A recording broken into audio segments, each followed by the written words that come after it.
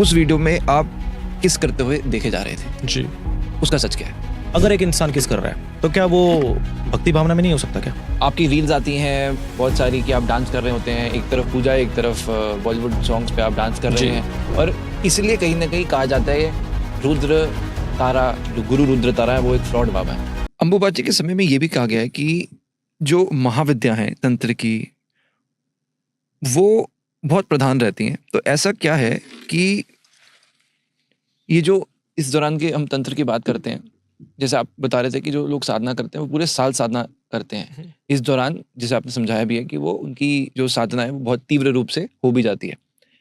ये जो साधनाएं हैं ये कहाँ पर उपयोग होती हैं अंबुबाची मेला के बाद? ये साधनाएं जन कल्याण के लिए उपयोग होते हैं। जैसे आपने देखा कि किसी स्थान पे यदि अकाल पड़ जाए और साधक उस स्थान पे जाकर के हवन यज्ञ करवाए तो उस स्थान का अकाल खत्म हो जाए, या फिर किसी के घर में निसंतान दंपति है, उसके जीवन में संतान नहीं है, साधक अपने हाथ से सिर्फ एक फल को स्पर्श करके यदि उनको प्रदान करते तो उनके घर में संतान हो जाए, या फिर किसी के जनजीवन में धन का अभाव है ना, तो साधक कुछ मुद्राएं या फिर कुछ अन्न के दाने यदि उनकी झोली में डाल दे तो वहां अन्न धन की कमी जो है खत्म हो जाए। तो ये इस प्रकार से सनातन के प्रचार के लिए और सत्य सनातन के प्रचार के लिए ये साधनाएं प्रयोग होते हैं, जन कल्याण के लिए प्रयोग होती हैं। ओके जी। ओके। आपने चंडाल क्रम के बारे में कहा है, क्या है चंडाल क्रम? चंडाल क्रम जो होता है वो क्रम होता है जिस क्रम के अंतर्गत मृत आत्माओं को अपना गुलाम कर लिया जाता है।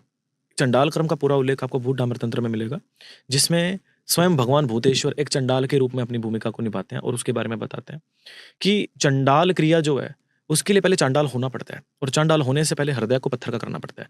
कहते हैं चांडालों में जो बड़ा नाम रहा है वो स्वयं राजा धर्मपरायण राजा जो है राजा हरिश्चंद्र का रहा है, क्योंकि जो चंडाल क्रम करता है उसको अपने धर्म का परायण करने के साथ साथ उसको धर्म पे सदा के लिए अडिग भी रहना पड़ता है, वो धर्म से परे नहीं हट सकता, अन्यथा चंडाल क्रिया साधक का भी भक्षण कर सकती है। इसलिए चंडाल क्रम में बहुत सारी चीजें आ जाती हैं इसके अंतर्गत। भूत डामर तंत्र जो है संपूर्ण इसी के अंतर्गत चलता है, जिसमें भूत प्रेतों से जो है मतलब बात करना, मृत आत्माओं से बात करना, क्योंकि 14 दिनों तक आपको पता है कि दक्ष क्रिया होती है ना, 13वीं होती है, अन्न जो है दान दिया जाता है, भंडारा किया जाता है लास्ट में, है ना, जैसे पंजाब में कहते हैं कि भोग डाल दिया जाता है। तो ऐसे ही तब तक बोलते हैं कि 13 दिनों तक आत्मा विचरण कर सकती है, और उस 13 दिनों तक उस आत्मा को माध्यम बनाया जा सकता है उस आदि पराशक्ति तक अपनी बात पहुंचाने के लिए। और इस प्रकार के जो क्रम है ये चंडाल क्रिया के अंतर्गत आते हैं। बहुत सारी चीजें ऐसी हैं। कामाख्या देवी के पास में भैरव बाबा का भी मंदिर है जी।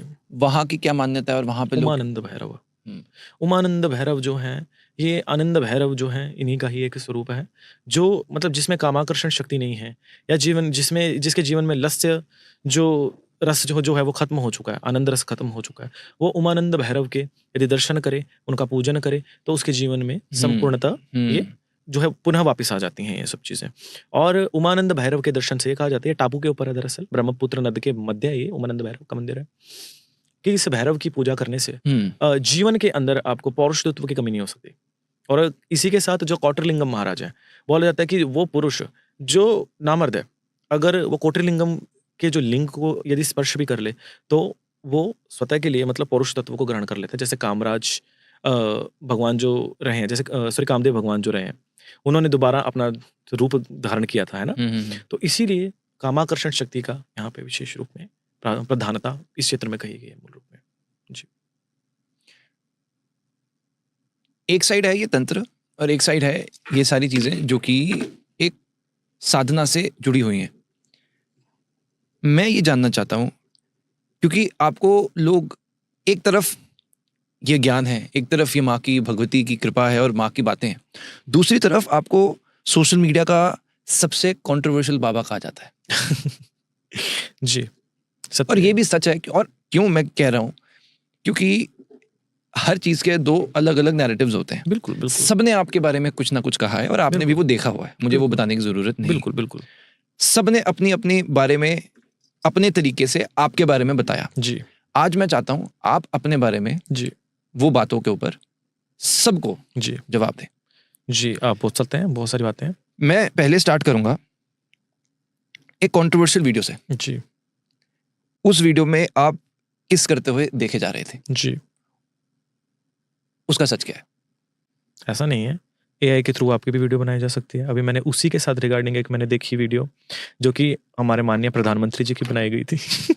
तो हम इसके ऊपर अपने क्या विचार दे सकते हैं?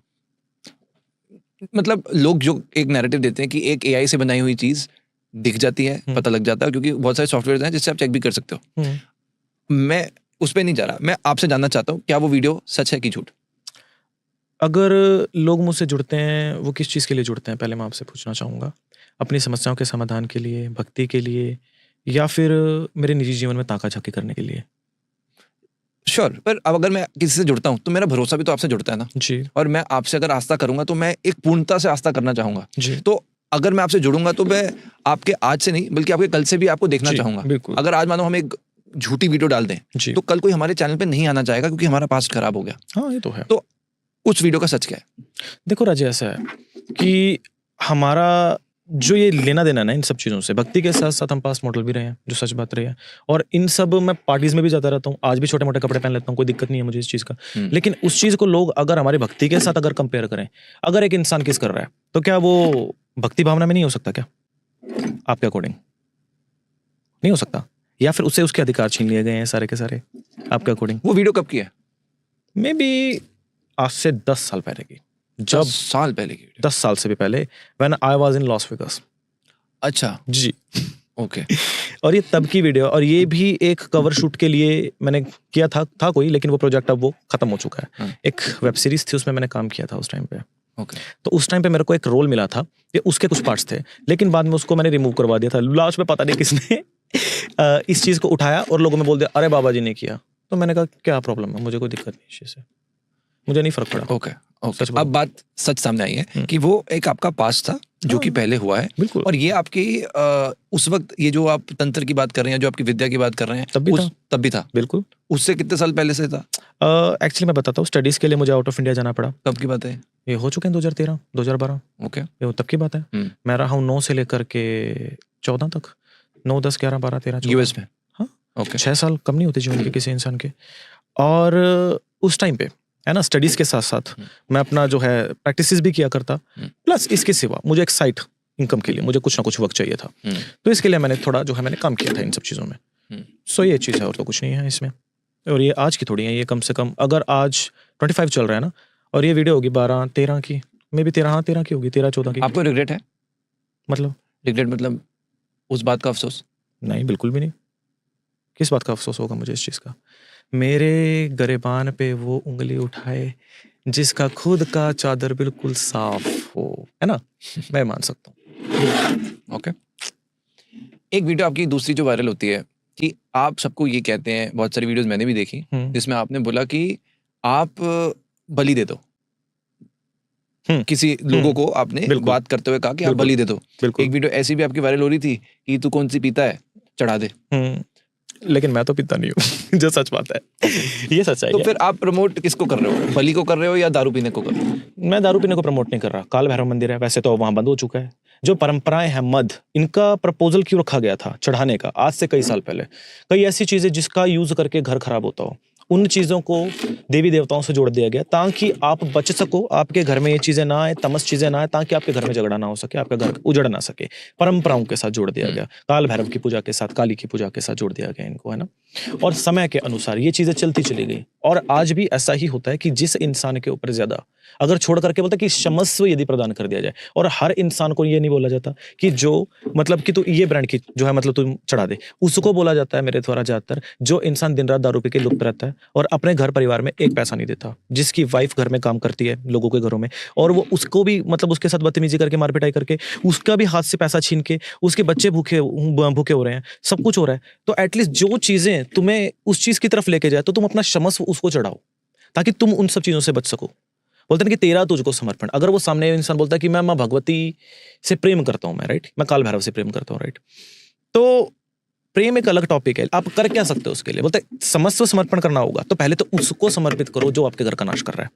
भगवती की पूजा में इन सब चीजों को ऑफर करना इसलिए इंपॉर्टेंट है ताकि आप इन सब चीजों से दूर रह सके, और ये उन लोगों को दिया जाता है जो लोग सच में घर में अल्लाह मचाते हैं इन सब चीजों की, और हर किसी इंसान को ये सब चीजें नहीं की जाती, जो मुख्य बात है। और बात आ जाए बलिदान की, बलिदान उन लोगों के लिए किया जाता है जिसके ऊपर कोई काल दोष होता है। आपको ये भी पता होगा कि बहुत समय से हमारे यहाँ अश्वमेध यज्ञ किए जाते हैं, है ना, गोमेद यज्ञ किए जाते हैं, तो उसमें क्या गौएं दान दी जाते हैं। तो इसका मतलब ये थोड़ी है कि उसको जो है, मतलब अगर आप दान दे रहे हो तो क्या आप उसकी हत्या करवा रहे हो। बलि के कई अपने पर्पस होते हैं। बलि का मतलब ये नहीं होता है कि आप उसकी हत्या ही करवाएं। बलि का मतलब ये भी होता है कि आप एक आत्मरक्षा का संकल्प भी ले रहे हो, किसी एक जीव की जान भी बचा सकते हो। अगर आप ये संकल्प लेते हो उत्सर्ग करके कि मैं ये संकल्प लेता हूं कि मैं इस जीव की हत्या करूंगा, अगर आप खड़ग नहीं चलाओगे तो ठीक है, किसी और को मारने का अधिकार थोड़ी है उसको। बलि उसको भी कहा जाता है, यदि आप उसको जीवंत भी छोड़ दें तो भी वो बलि ही कहलाएगी। आप किस बलि को मानते हैं, आप मुझे अपना बताएं। मैं तो बिल्कुल मानता हूँ, हत्या करो। मैं कौला तंत्र को मानता हूँ, और हमारे यहाँ मांस, मछली, मदिरा, मुद्रा और माइतस्य, यहाँ 5 प्रकार की जो पाशर्व बलियां और 5 मुद्रा और पंचमंकार का विधान है, जो कि तंत्र अनुसार चलता है, और मैं स्वयं बलिदान करवाता हूँ, जो सत्य बात है। विद ऑल ड्यू रिस्पेक्ट, अब मैं जैसे वेजिटेरियन हूँ जी शुरू से, हमें तो मुझे बहुत जानवर पसंद है, जी तो अब मेरे जैसे और भी कितने लोग होंगे जो कि जानवरों को प्यार करते हैं। जी, आई एम श्योर आप भी जानवरों को प्यार कहीं ना कहीं बहुत करते ज्यादा। होंगे, है ना, डॉग्स के साथ प्यार करते ही हैं। बिल्कुल। तो मैं बस ये जानना चाहता हूँ या समझना चाहता हूँ कि जब अगर खून चढ़ाना ही है तो हम अपना क्यों ना चढ़ाएं, किसी और की जिंदगी लेने का हमें क्या हक है। बिल्कुल हक है इस जगह के ऊपर। तंत्र के अनुसार यदि आप उस चीज की अगर बलि नहीं देंगे तो वो चीज आपकी बलि दे सकती है, क्योंकि ये शास्त्र प्रमाणित है, क्योंकि ये नियम या कायदे कानून ये मैंने स्वतः नहीं लिखे हैं, जो सत्य बात है। जो नियम या परंपराएं हैं, है ना, ये शास्त्र वर्णित है। जैसे आपने देखा होगा रुद्रा अध्याय जो है, आपने देखा होगा, राइट।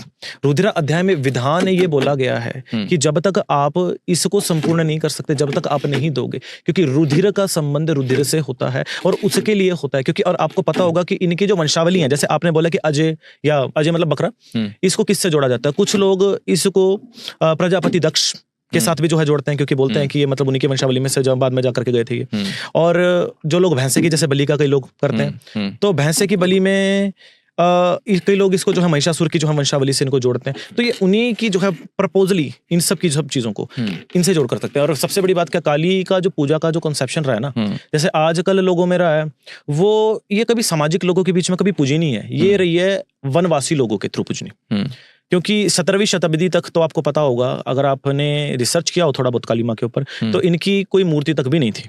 काली घाट में भी माँ का सिर्फ एक पाषाण स्वरूप, माँ का ब्लैक कलर का आपने देखा होगा, जिसके ऊपर गोल्ड की जीभ लगाई गई है, लगाए गए हैं ना।